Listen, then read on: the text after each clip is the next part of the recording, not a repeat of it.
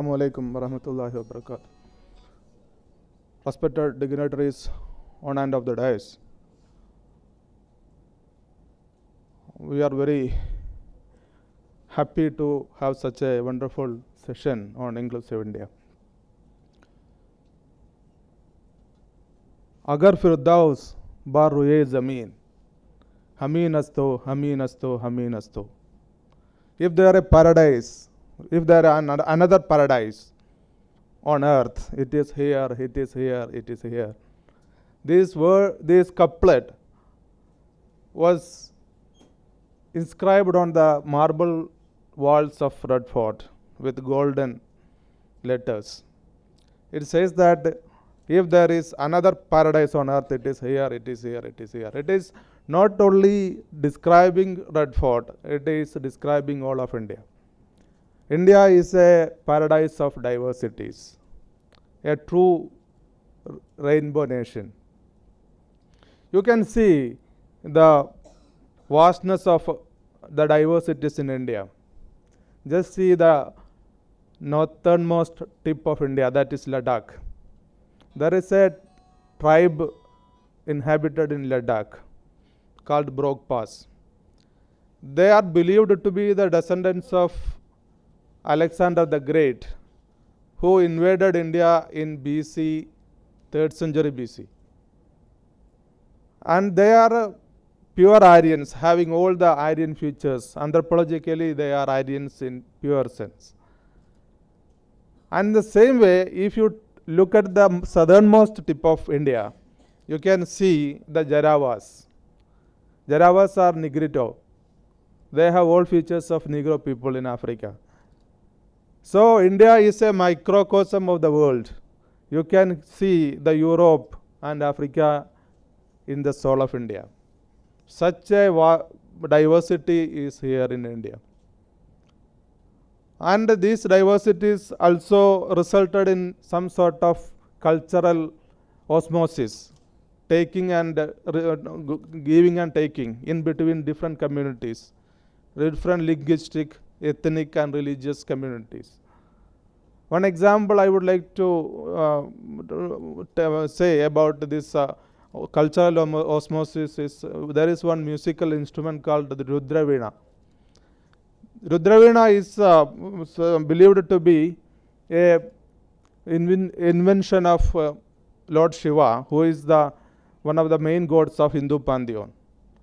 But the Rudraveena was reinvented and redesigned by a Muslim musician called Zia Mohiuddin Dagar. And the main exponents of this particular musical instrument is Muslim family called Dagar family, like Bahauddin Dagar. And the main exponents today is Ali Saki Haidar, a Muslim.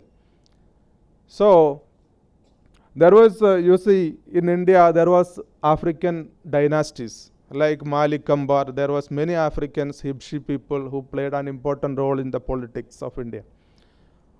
Malik Ambar was the Prime Minister of Bijapur and all. And even commander of Razia Sultana was one African soldier, some Yakut, his name. And there was one African dynasty in India, 2 African princely states till the independence. There was Janjira and Sachin in Maharashtra. Janjira was ruled by an African dynasty and they were Muslims. In the beginning of the 20th century, it was ruled by one Muslim Nawab called Siddi Ahmad Khan. And his Diwan was a Jew named Shalom Israel Wagnecker. You see, what a wonderful cultural coexistence. An African state in India, and it is ruled by a Muslim Nawab, and he is assisted by a Jewish Diwan. Such a diversity and cultural coexistence. It was the benchmark of India's culture. Famous Urdu poet Firaq Gorakhpuri famously said about India, the formation of India. हर तरफ से करावान इस मुल्क में आती गई, सबको अगर मिलता गया हिंदुस्तान बनाता गया. From each nook and corner of the world, people, caravan, came to India, and all of them were given home here, and thus India is made. It is the cultural diversity and cultural coexistence in India. Varanasi, Kashi is the Mecca of Hinduism. And Kashi Vishwanath temple is maybe the most important temple in Varanasi, not only in Varanasi, all India. And it was Bharat Ratna Bismillah Khan who played Shahnai to awake the deity in Kashi Vishwanath temple. This is the cultural diversity and coexistence. But in order to realizing this cultural diversity and coexistence and further that coexistence, our founding fathers, our constitutional framers made the Indian constitution as such. We can see in the fundamental duties, first fundamental duty of Indian citizen is preserve and honor the composite culture of India. It is the constitutional duty of every Indian. And in order to realize this, in order to accommodate these diversities, our constitution was designed in that direction. First of all, there are three major features of our constitution are designed to preserve this cultural and ethnic diversities. One is federalism, first one is secularism, second one is federalism, and third one is affirmative action. Secularism is, Indian secularism is quite different from European concept of secularism. European concept of secularism born out of the conflict between state and church.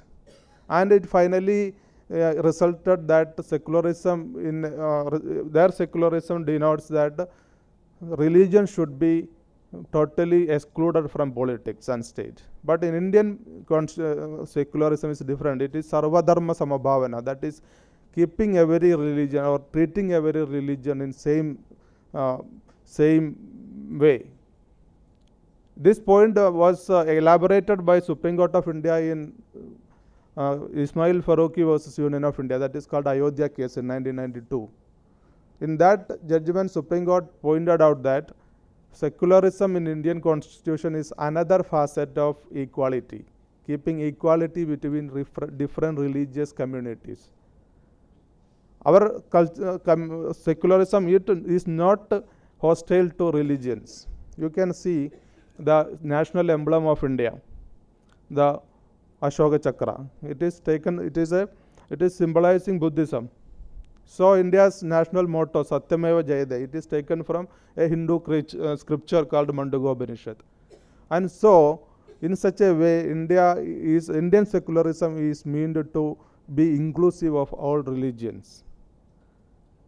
And another aspect of secularism is that legal plurality. Indian constitution envisages some sort of legal pluralism by accepting or recognizing the different personal laws.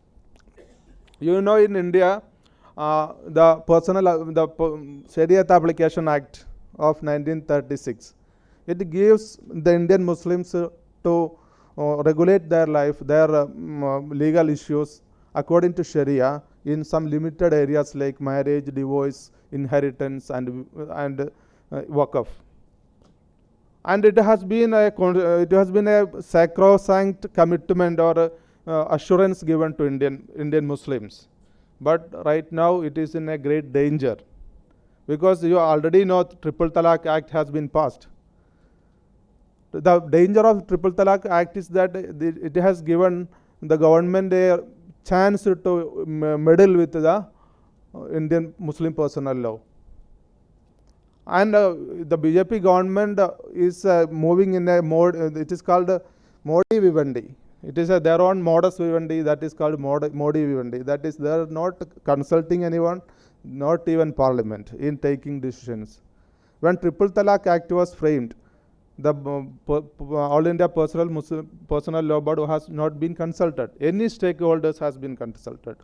And so, in a way, as Jammu and Kashmir was degraded into a union territory and divided into two union union territories and revoked the special privileges under Article 370 by a single stroke without consulting even Parliament, without proper discussion in Parliament. So we can rule out a chance that Muslim personal law may be abrogated and a uniform civil code may be introduced into this country. We can there is so very chance that this Modi government will implement the so-called uniform civil code in such a way. And our introducer also mentioned that about this Citizenship Amendment Act. It is a really totally unconstitutional act because it is a class legislation. In legal term is class legislation, that a legislation that favors or disfavors a particular community. It is singling out the non-Muslims for eligibility for getting Indian citizenship. You know, in Assam there is a very troublesome process is going on that is called National Register of Citizens. And around the 40 lakh people would be defranchised and they would be deprived of their Indian citizenship. And what happened? All non-Muslims would be absorbed by this passing the Citizenship Amendment Act, but Muslims would be singled out and they would be in a stateless and very miserable situation. So it is not a political statement, but it is a reality that Indian secularism has lost most of its substance. Then second one is federalism. Federalism is also designed to adjust the ethnic and linguistic diversities of India. But this ruling dispensation is always hostile to federalism.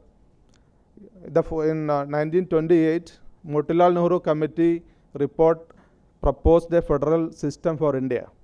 At that time, the Hindu Mahasabha was opposed it. M.S. Golwalkar, who was the second Sarsanga Chalak of RSS, has pointed out their opposition to federalism in many times, in very clear terms.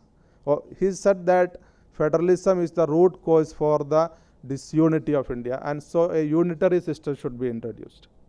Why federalism is important for minorities? Because it will give us some sort of limited autonomy to the linguistic and ethnic minorities. That is why Tamils in Sri Lanka and Madhesis in Nepal are very strongly arguing for the federal structure. But you know what happened in India on 5th August this month? The Jammu and Kashmir has been divided and it has been reduced into a union territory. As per the Article 3 of Constitution of India, such an legislation should be passed only with the consultation with the concerned legislative assembly. But they have tactfully avoided election to the legislative assembly and so avoided any such a effective consultation with concerned state. Federalism is also in danger. Secularism is already in danger. And third one is affirmative action. It is another measure for inclusive India. Affirmative action means reservation. Article 14 of Constitution of India says that provides for equality of status and opportunity. Equality of preamble says that there should be equality of status and opportunity, and Article 14 says that equality before law and equal protection of laws. And Article 16 of Constitution of India provides for equality of opportunity in public services. It says that all Indians have equal right for public offices. And there is under Article 16 clause 4 there is provision for reservation for those communities who are educationally and socially backward and not adequately represented in public service. Equality, this reservation is not an exemption to the equality principle, but it is an expansion of equality principle. So there is reservation for SC/STs in government service, parliament, and even local self-government institutions. Not even in cooperative societies. Constitution provides for reservation to SC/STs in parliament, state legislatures, local self-government, and cooperative societies, and also public services. But Muslims have not given such reservation. Even Anglo-Indians has reservation in parliament. But Muslims are excluded. Only in some states like Kerala has some sort of reservation in public service. But reservation is also in danger. RSS Sarsang Chalak Mohan Bhagawat recently hinted that there should be a debate on reservation. What debate they are intending? It is nothing but they wanted to devalidate this reservation system. Recently, Maharashtra government has passed a bill providing 16% reservation for Maratha community. Reservation is meant for those who are socially and educationally backward and not adequately represented in the public service. Maratha community is very dominant community. They have adequate representation in service. They are not educationally and socially backward, but they have one reservation by the virtue of their political clout. So reservation is also in danger. You see, recently the Scrowl reported that out of 89 secretaries in central government, there are only 3 ST, 1 SC and no OBC. Even that is a very disappointing situation in services. And so, I would like to conclude that the Constitution of India provides for an inclusive India through it envisages its realization through secularism, federalism and affirmative action. All these 3 principles are in danger. In this situation, we have to find out a way forward or a way out. The only thing that as Zubair Hudavi Sahab was very rightly pointed out, that it is only self-help will help us. Empower us educationally. First one is educational empowerment. It should be, we could not expect much from the government. We should mobilize our resources for that educational purpose. And second one is media intervention. Zubair Hudavi Sahab was very rightly said that there is making the media is just making 2 type of climax for different constituencies. Urdu media is reporting one and English media is reporting different. So we have to have our presence boosted in media, in literature. The soft power is very much important for a community. So we have to, even in cinema we have to explore. Otherwise, because cinema is a very powerful media that will always, Indian cinema is very notorious for painting Muslims in bad light. And so this we have to educate ourselves. And second one, political mobilization is also much important. And also this intervention in media. But another important thing is that we should teach our next generation and this generation too about the constitutional values. Because Indian Constitution is the only available protection or protecting shield for Indian Muslims, because it provides for a secular, inclusive India. And in such a darkest hour, the only beacon of light is the Constitution, liberal democratic Constitution. The Constitution is being torpedoed, undermined by the government. And not only government, the point is that the Indian Constitution is not only a political document, it is a social manifesto of Indian Republic. The major theme of Indian Constitution is tolerance and inclusiveness. That these 2 ideals are undermined by the Sangh. Sangh is a many-headed hydra. It has so many institutions and organizations affiliated to it. These organizations are doing their best to undermine this pluralistic and inclusive India.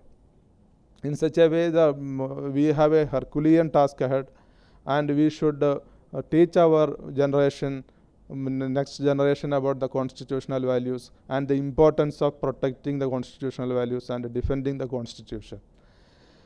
Nelson Mandela, who was very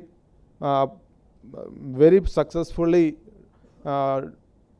resisted the apartheid system in South Africa, once famously said that action without vision is only a time pass, and vision without action is only a daydreaming. but action with vision will change the world. So we have to do action, and we should be empowered by vision. May Allah protect us from these coming dangers, and may let us have these two ways, action and vision. Assalamu alaikum.